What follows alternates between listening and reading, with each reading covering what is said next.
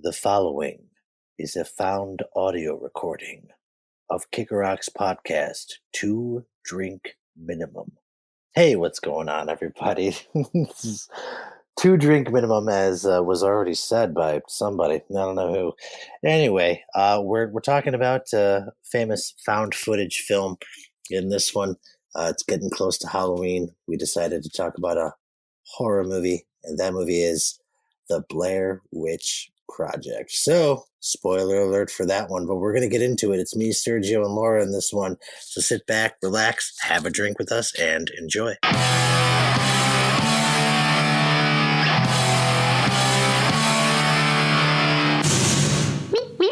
What's going on, everybody?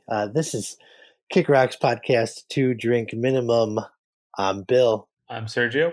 I'm Laura. And what are we all drinking tonight? I'm doing a beer. I'm having a nice cold beer on this fine evening.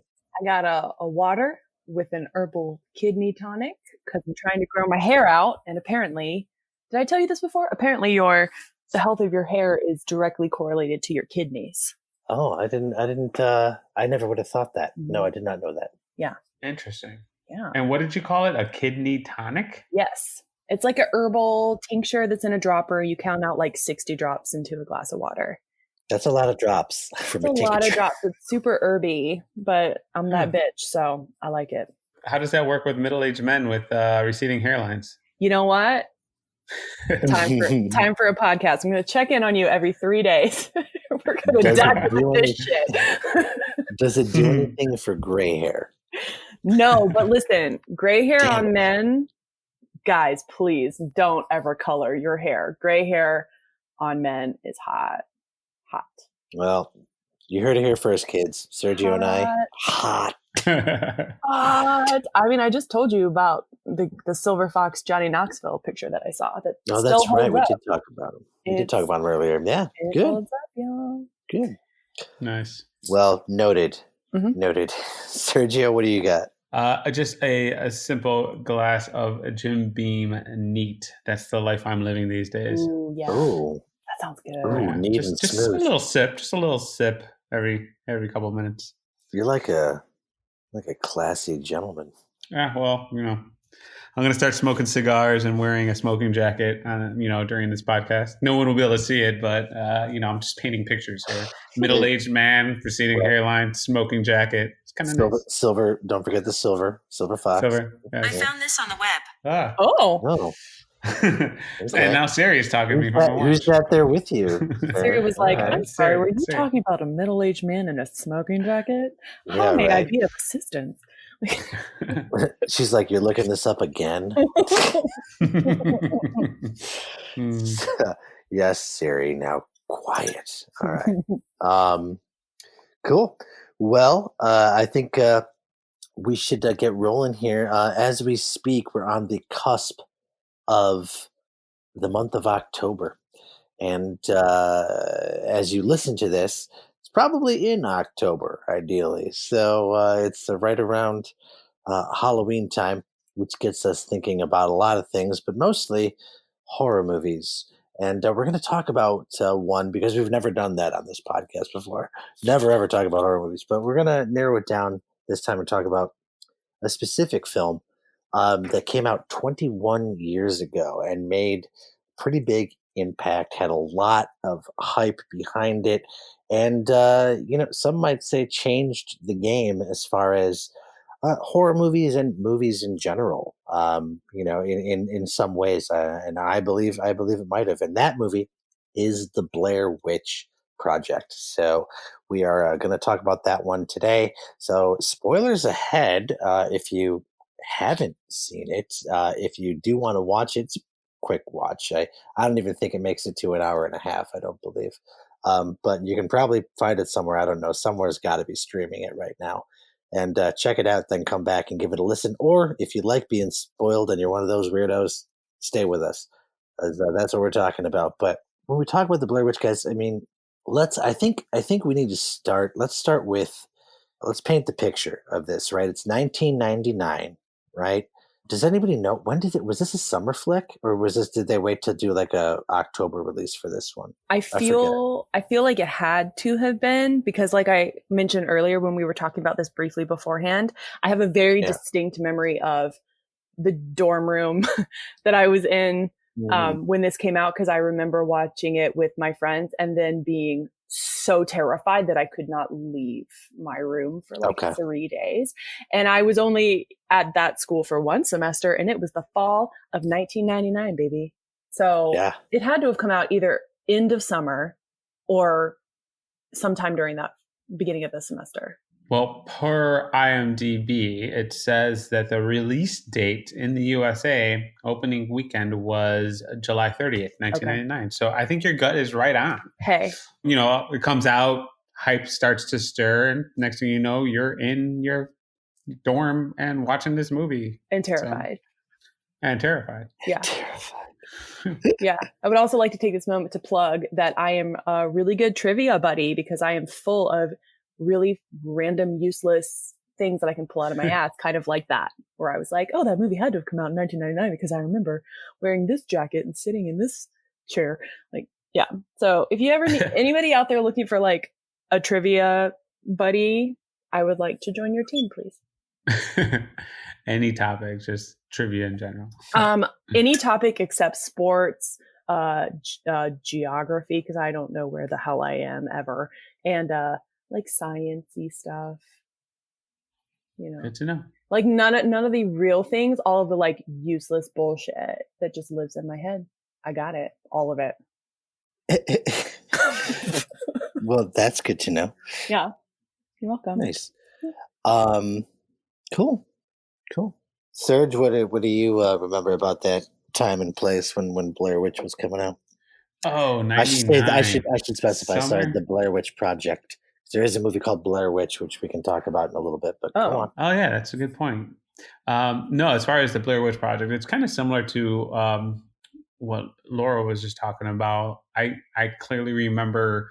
I actually remember working at Aldo when I was selling shoes back in the day, and just that summer/fall, just people freaking out about this movie and saying it, like just the conversation, those random conversations you would have with just like whether it was a coworker or someone else, just like a friend, and just saying like, do you think it's real? Like, hey, did you see this? Like, do you think that that stuff actually happened? And that's what I thought was such a cool thing about this film, is that they actually just basically tricked everybody to really just believe that this happened, that this was actual footage.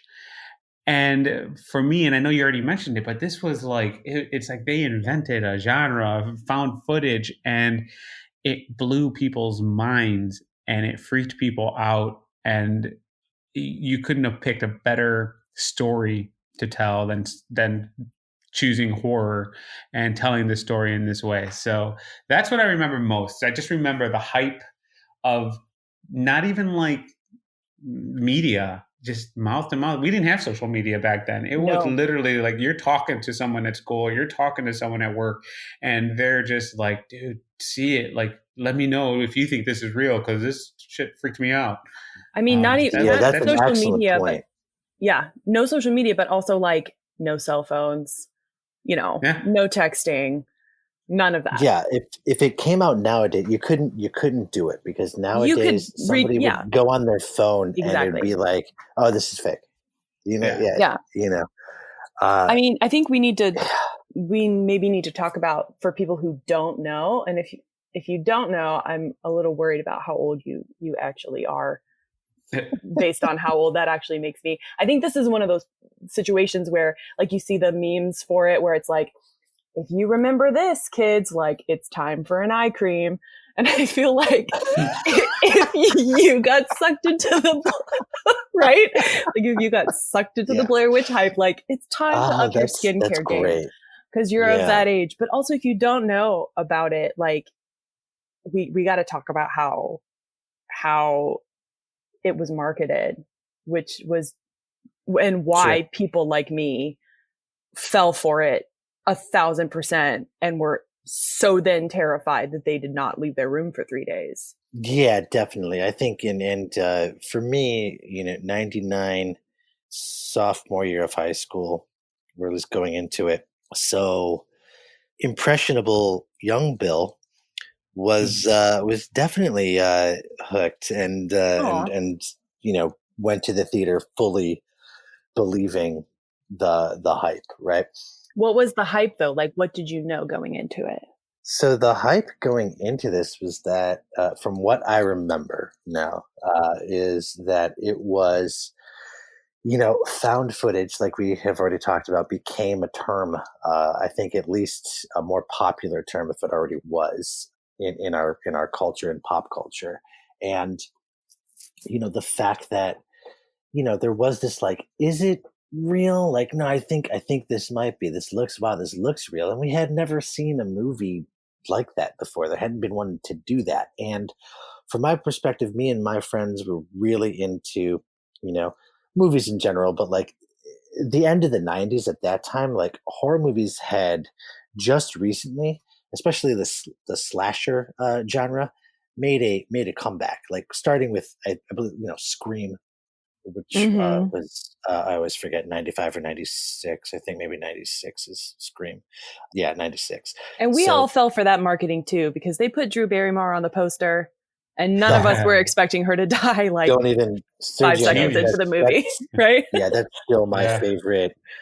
favorite opening of a horror movie of all time. Yeah, Still yeah. is that, and also one of my favorite. I mean, I'll go down the rabbit hole with Scream and why it's great and still great. But anyway, Scream 5 in 2022. Just FYI. Anyway, Really? um, yeah, Oh my God. it's greenlit. It's happening. We'll Oh, see how it wow. does.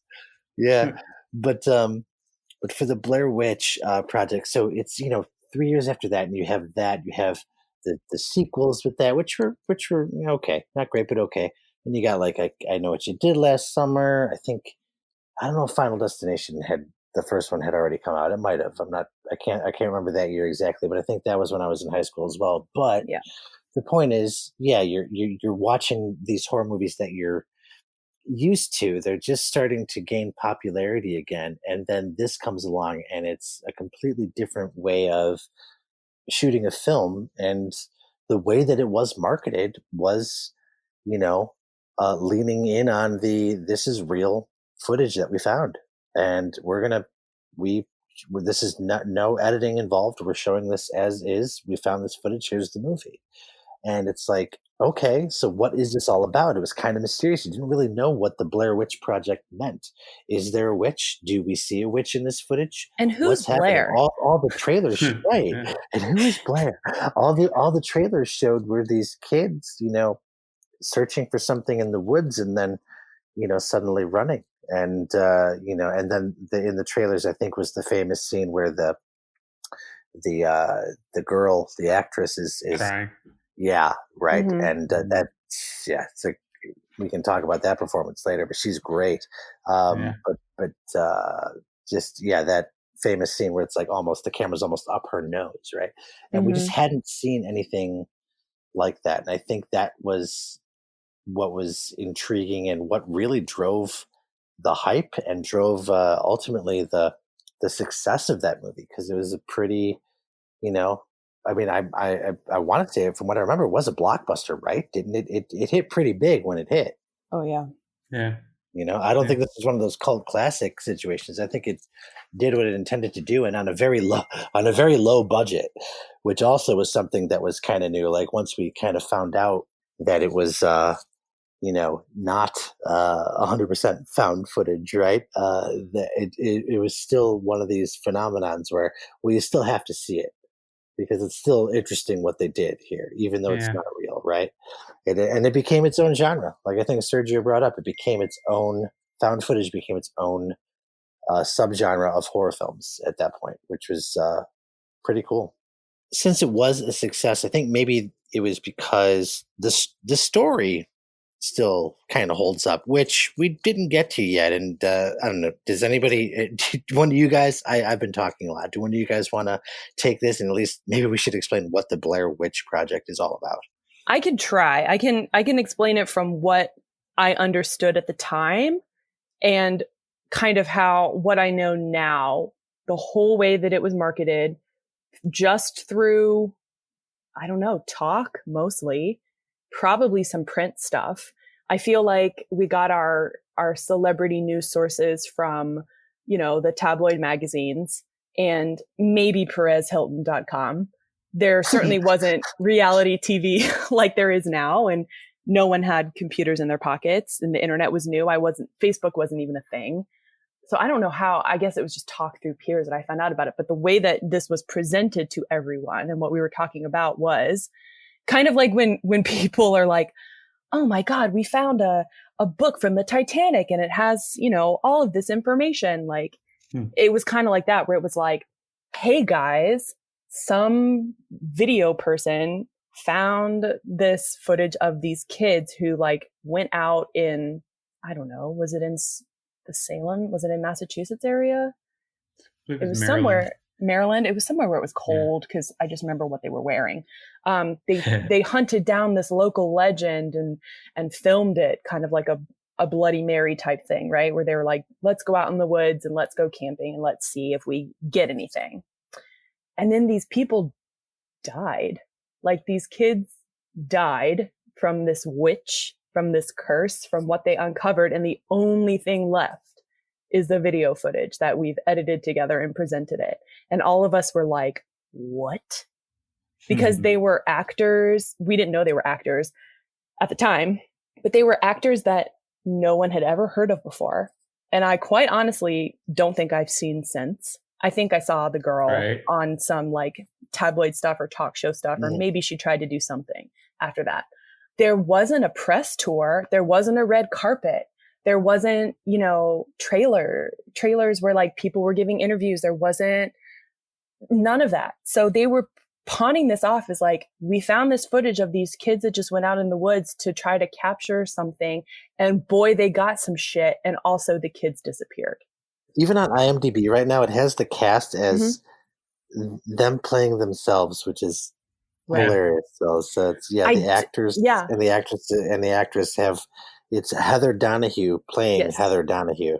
Yes. So that's wild that they did that. I mean, they went for it. Yeah. They really went. I don't even think I would have to Google this because I haven't looked up any information to back this up, but I don't even remember there being like a big reveal right after. I feel like people kind of sat with it, and then someone spotted her or someone spotted somebody, and then it kind of came out that like, oh shit, were these people actors the whole time?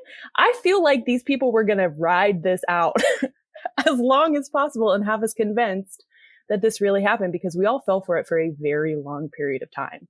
It wasn't just like, oh, your buddy tricked you into seeing a movie, you fell for it. And then as you're walking out of the theater, everyone was like, ha ha, sucker. Like we were all like, oh my God, we just watched these kids, these teenagers die in the woods from a witch. What the fuck? Which is why I couldn't leave my room for like 3 days. I was severely traumatized because I totally believe in this kind of stuff. And I believe if you're going to go into the woods where there's this very powerful being that has been haunting and killing someone, and you're going to summon it and you're going to fuck with that kind of shit, like you're probably going to die.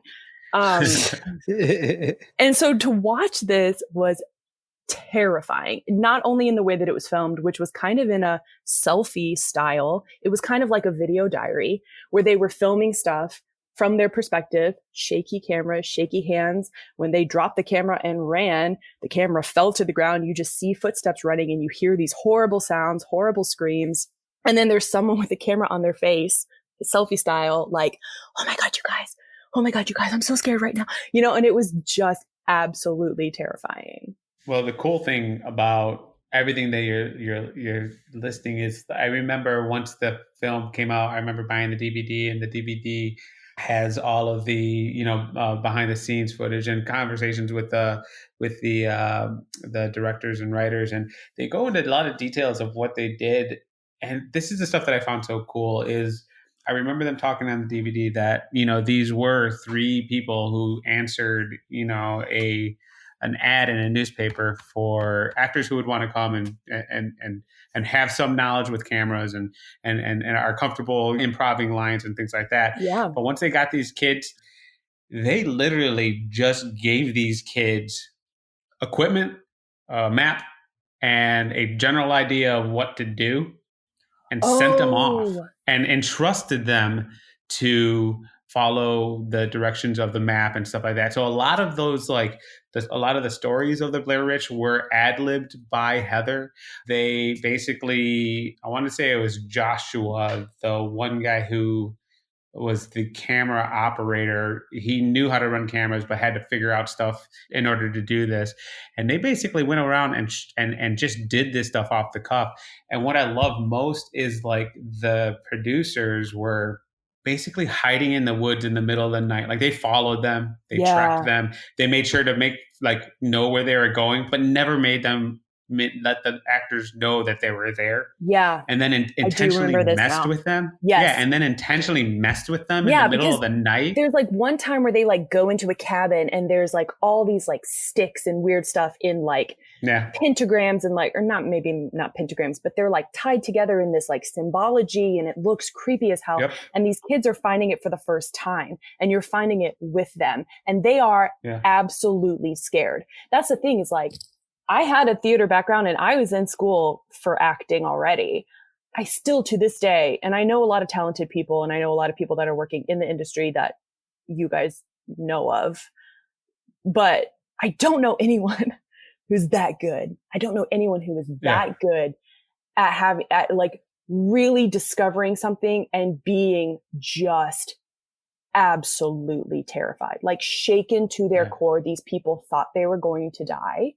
And you believed it because you felt it too. And I feel like now as an adult, like knowing myself a little bit better in the past 6 years of my life specifically, I can sort of identify with this like empath term that people have come up with, where you get sucked into people's feelings and emotions and you feel them too. And I feel like I was a little baby one at the time and had no idea, because that movie, like I said, like I was traumatized by this, thinking that I had just watched people die and experiencing their terror with them. And then later I do remember when they finally came clean with the story, and it wasn't right away. I'm curious to know how big of a lag it had, where they were like holding true to this as truth versus when they were finally like, hey, we got all of you, like all of you. Because I do remember where they came out and they were like, oh yeah, we messed with them, so their reactions are 100% real. Like they thought they were going to go out there and make up this story, but then we did some shit to make them believe it, which is really messed up. Oh yeah, I am curious. Was there any psychological damage like to any of these kids? I'm just gonna say I only saw her again, and I think it was just in interviews. I don't think I ever saw any. I can't remember a film or a TV show or something that she ever did. I could not even identify visually the dudes, the two guys that were in it. It was two guys and a girl. So I'm going to guess, they were probably messed up. And I would think too, that my trust would be broken from a production team, especially if from a girl's perspective, if you're going to send me out in the woods with two guys that I don't know, and we're going to be, I think they were like literally camping out there. Like they were roughing it for a while. Yeah. And then you're going to mess with my head psychologically. I would feel very unsafe, and I would have some big trust issues. And I'm guessing that they got paid to do this, sure, but probably not a huge amount. It's very indie, very low budget. And you mentioned something about it being on a festival circuit for a while. It came out in 99, but I want to say that it was at least like it went into the festival circuits first. Obviously, in order to sell a project, you need to get into the festival circuit. So I'm not sure which festivals it was entered in, but it won some awards in some of the local festivals before it got picked up. But they were marketing it as almost like a documentary, right? They still weren't coming clean with the story. Like the actors weren't there walking the red carpet and giving press interviews. They were still 100% like, we found this crazy shit and put it together. Here it is for the world. And that was a genius about it. Oh my God. To me, that's the smartest thing. Yeah. One thing that I loved, one thing I wanted to point out when I was talking about some of the stuff that the producers were talking about in the on the DVD commentary, there's that one scene where it's the middle of the night, they're camping, and then and you hear like crying like out in the middle of the woods with like some other noises. Nope. And it's like Nope. freaky as hell Yeah. in the movie. But then the producer is saying like, oh yeah, I basically just went out and recorded my kids playing in the backyard. And then we brought that audio, messed with it, and then just played it on a loudspeaker in the middle of the night in these woods. No. So it would just echo everywhere. Like how just knowing kids playing in like in a freaky tone, just like that is eerie in itself. So I mean, that's the mind fuck. Can I say mind fuck? That's a mind fuck of it all. Is like you're hooked into this story, believing that it's real. If you haven't listened to this podcast, and then you're experiencing the real terror of these humans who are actors, but are legitimately, absolutely 100% authentically terrified because they're alone in the woods. 2 people go missing. All of a sudden it's only one person. It's filmed at night. There's no production studio. There's no like professional lighting. It's just someone in the middle of the dark woods with a tiny light on a handheld. I mean, yeah, I would definitely bet some money that these people were traumatized. Maybe. I'm going to need to watch this. I haven't seen it since 1999. Commentary. That's how much it messed with me. I'm curious been to a while watch it for again. Me too. I'm curious, but I'm still very scared.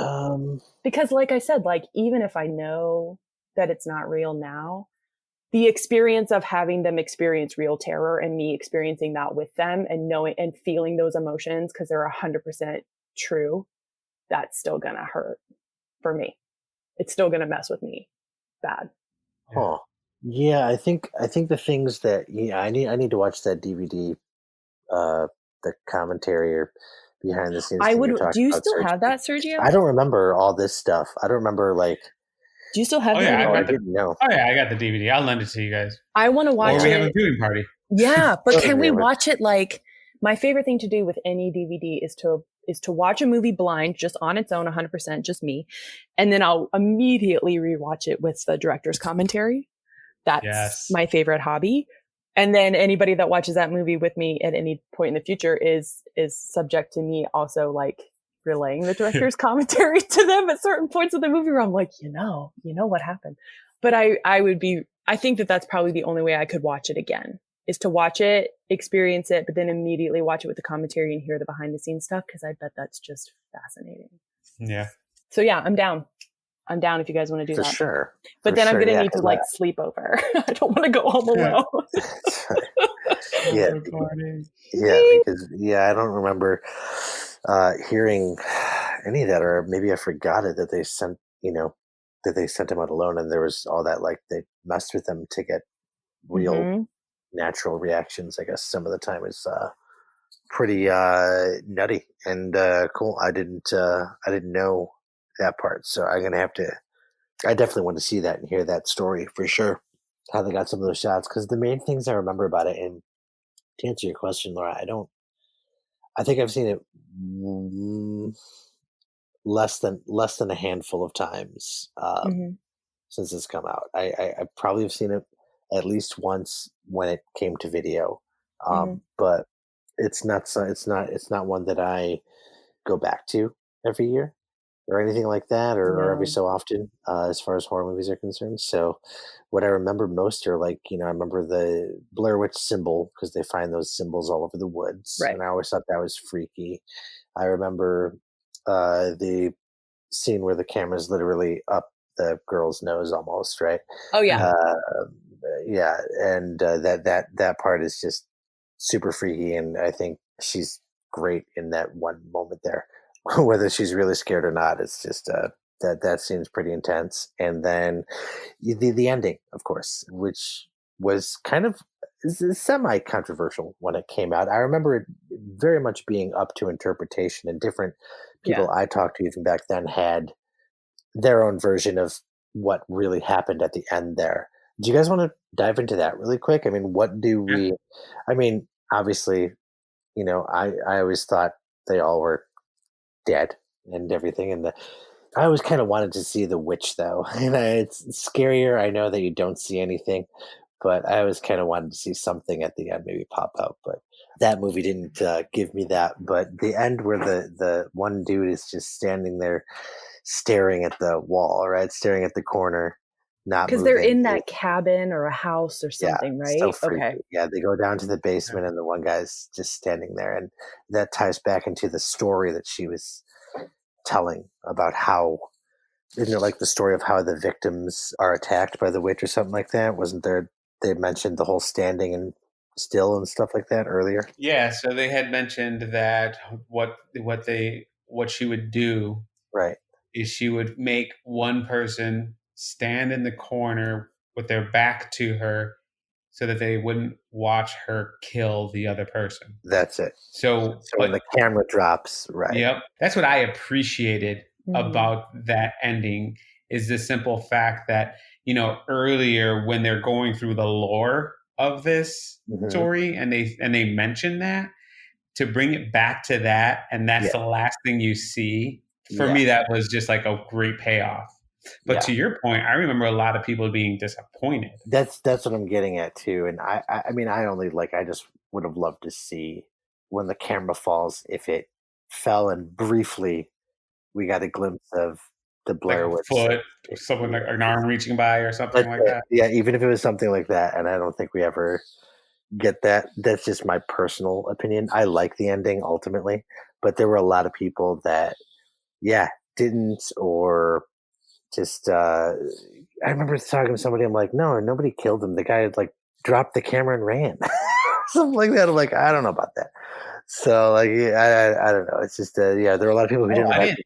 I don't think that she ran. I think she got murdered. Oh, Yeah, I think so too. that's how I'm I just saying that interpreted it. Oh, okay.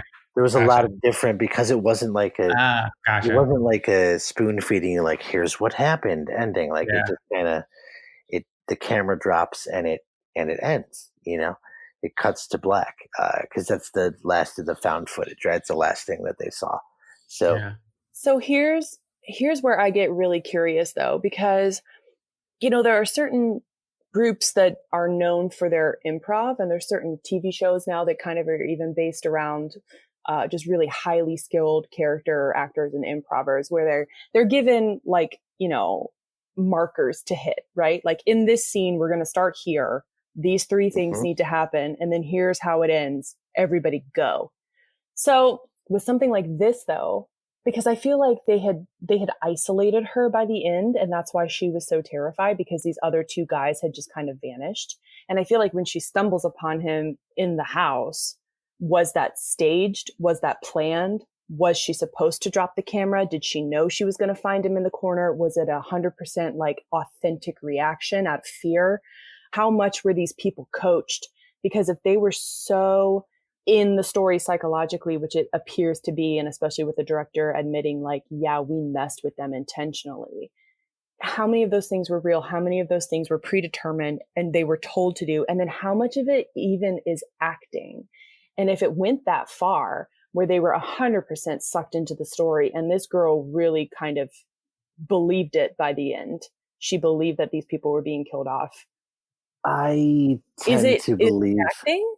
I I think so. Yes, I think the majority of it is. At least I don't know. It's an interesting question, but I tend to believe that the ending first. Yeah, I do think, to answer that question, I think that's staged. I think you have to stage that. That's your last shot.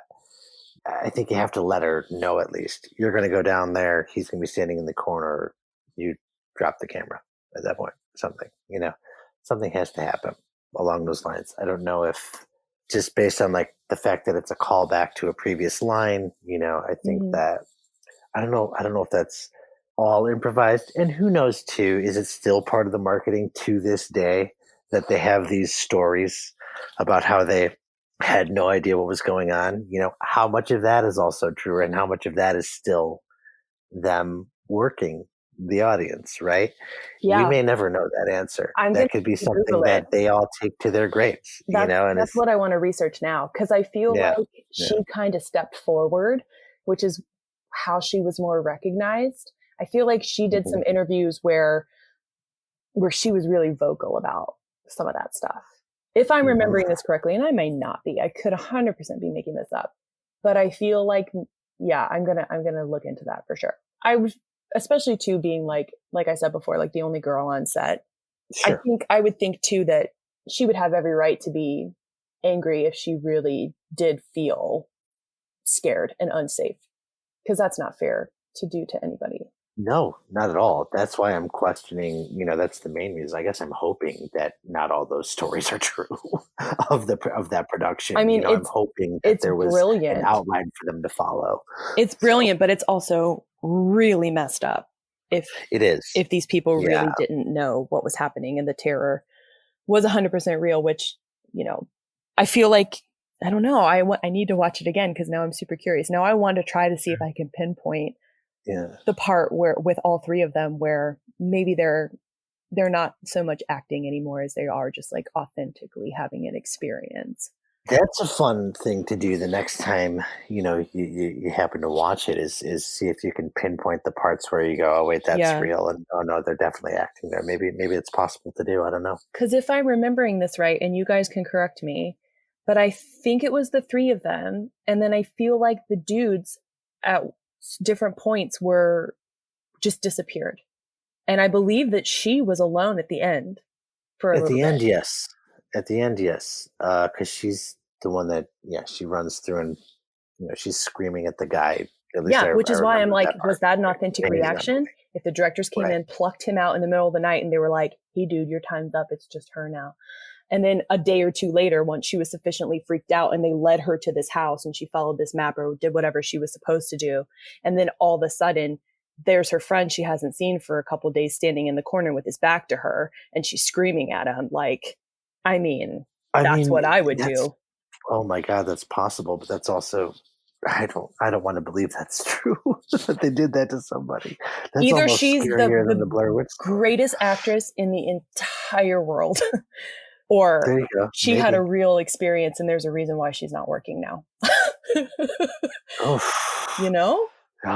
yeah, I don't know. That's a I love that take on it, Laura. I do. I hope they had some kind of outline. I hope somebody told her, like, hey, look. I hope that part of the contract or part of the aftermath of that was that they paid for her to have therapy. Yeah. But also, therapy was not popular in the 90s and early 2000s at all. It's not something you talked openly about or bragged about, a bad word, right? Or requested. It's something. It was shunned. Yeah, that's wow, that's really interesting. Oh, I don't know. Now I know. I think I need to watch it again. And I know. See, now we need to watch it together. And I think we can answer this next question then when we do that. But I mean, without doing that right now, what is your opinion on, does it hold up even to this day? Do you think the Blair Witch Project holds up in 2020? I'm going to say yes, just because it hasn't become one of those cult classics like Hocus Pocus or the Addams Family or The Craft or anything like that, where like everyone's like, oh, it's Halloween time, like let's go to the Halloween playlist. Like it just doesn't ever come up on a search engine. It's never like hey, we're recommending this for you next. Like it kind of, the hype was there, everyone fell for it, and then it went away. And if you know about it, you know about it, but it's not something that people seek out. So I think if anyone were to find it just randomly, especially younger generations, 100% it holds up, because it hasn't become a mockery or a pop culture thing. It's still very, very, very indie and not talked about. Okay. I think it would. I think a lot of people look at it too as like the original that, sparked that subgenre of films, where some of them, one franchise I can think of in particular off the top of my head, was very, very successful after that, more so than the Blair Witch Project. And that's, I'm talking about the Paranormal Activity franchise. That one went on, I don't know, it's got like 4 or 5 sequels. But they did that, and that's definitely inspired by, I don't think that one happens if Blair Witch doesn't happen. And then Blair Witch had a couple sequels that I quite honestly have not seen, including one that just recently came out in 2015, 2016. It was a few years ago. It was just called Blair Witch, right? I didn't know Which any of that. I it was didn't a know there were sequel, but it's like sequels. the cool. I don't know. It's like a sequel or a reboot somehow, but it's. I think the story was that they're looking for. He's looking for his sister, who is supposed to be Heather from the first one, I think, Mm. but I'm not 100% on that. I don't know. But I thought that's what they were going for, and they did the thing where they didn't call it Blair Witch 3. They're doing the popular trend nowadays where they just call it like a slightly different name, right? Like instead of like Fast and Furious, instead of the Fast and the Furious, right? It's Hmm. that kind of thing. And they just called this one in 2016 Blair Witch. So Oh, I yeah. don't know if it's good or not. I don't know. But I thought I heard it was a loose sequel to the original, more so than Blair Witch 2 was, I guess. Yeah. I don't know. I haven't seen either of those. Did either of you guys ever go to any of the sequels or see any of them? I didn't know No. there were sequels, honestly. But I feel That's what like I'm saying. But I feel like with something like that, though, like even though they created a genre and people Mhm. tried to mimic that style or tried to sell Paranormal Activity, because I think at the beginning they did try to market it as, this is actual, just like webcam footage, like it's a Yeah, they haunted house. But did, but yeah, that because we'd all been fooled before. We were like, no, it isn't. No, it it isn't. also is a different time too, I have IMDb right? now. I can see this Yeah, actress. Yeah. So even yeah, though they created a genre that maybe people tried to follow, no one like that's so standalone because everyone fell for it. Everyone. yeah. It was definitely one of those And when people found a out, place at a we were time. mad. We were mad. Yeah, there was a little bit of that going around for sure. Like there's that, and I commend the marketing team and the production team for doing what they did Hmm. and hiding that so well. But you did have those who thought that they were robbed and duped. People felt duped, which is not a good feeling to feel. And nobody ever wants to be fooled in that way, right? Well, because people take it personally and they think that, it's an Sure. insult to their intelligence. Yeah. And Purposely, then, right? people don't like having to maybe admit to themselves that they might be kind of stupid. Well, let me tell you something. 15-year-old Bill certainly didn't want to admit that. So Listen, he knew that guy knew the whole time that they were just putting on a ruse. So, 15-year-old, all of us knew everything. Okay. yeah, that's true. Well, yeah, man. I think it's definitely one that I do want to revisit again. I probably won't ever see the sequels, but I will revisit that first one again now. And just what you guys said, I thought it was just so interesting about those different stories. I had somehow either never heard or forgot about all that, all the rumors going around. Now that makes me want to definitely watch it again and see if I can maybe have a different perspective on it and determine once and for all how I how I really feel this stuff went down. But do you guys have anything else to add before we get out of here about the Blair Witch Project? No, I think other than I am definitely going to watch it again before Halloween. That sounds good. We've got about a month at this point. At the time of recording, we've got about a month until that happens. So we've got time to do it. Maybe we'll be able to get together and do it. We'll see. Yeah. I think I definitely want to watch it again. I don't want to do it alone. I definitely want to do it with friends, and I want to do it with you guys if possible, so that we can all but all of us and like all of our spouses and significant others, like everyone who loves film and talking about film the way that we do. Like I want everyone's perspective. So I would love to do it in that type of setting if possible. But also I think just personally now I have a mission I want to try to find every interview that Heather girl did and see if she talks about any of that stuff from a I feel personal like you should. I feel like you should find that actress, Laura. Maybe I should just call her and be like, do you want to be on a podcast? Because we have questions. I feel like that should be your mission, finding Heather Donahue. Okay. Very cool. I'll do it. Getting to the bottom of it once and for all. Okay. I'm on it. I love it. All right. That is going to do it for this episode. So, who wants to? No Tony. No Tony again. And no JT. So, who wants to take us out? I think Laura should, give this a Ooh, go. it's Laura's turn. I don't Time know. to I don't know what to do. time to break that seal. Well, they get way too much of me doing the intros and outros. So, you have to do it, Laura. What does Tony say though? I don't know. Something about the podcast and then some kind of chicka chicka bow wow. Yeah, it always starts with chicka chicka bow wow, and then it's just a bunch of rambling, rhyming words. No. Well, I don't know about you guys, but I am going to lose a lot of sleep tonight after that one. And now I just can't stop thinking about the Blair Witch Project. If we gave you guys any sort of nightmares, we apologize for that. Do you know where you can complain to us? You can go right on our Facebook page or iTunes, comment there. Remember to please download and subscribe to the podcast. Listen to us on Spotify or whatever your favorite podcast medium of choice is. Hey, happy Halloween. Go watch the Blair Witch Project or not if you're too scared, like me. I'm kind of having second thoughts on it right now, but we'll see. Either way, stay safe out there, kids. We'll see you next time. Thank you so much for tuning in. This has been 2 Drink Minimum. We've been drinking, thinking, and talking shop. Cheers, everybody. Hey, Sergio, why you facing the wall over there, bud?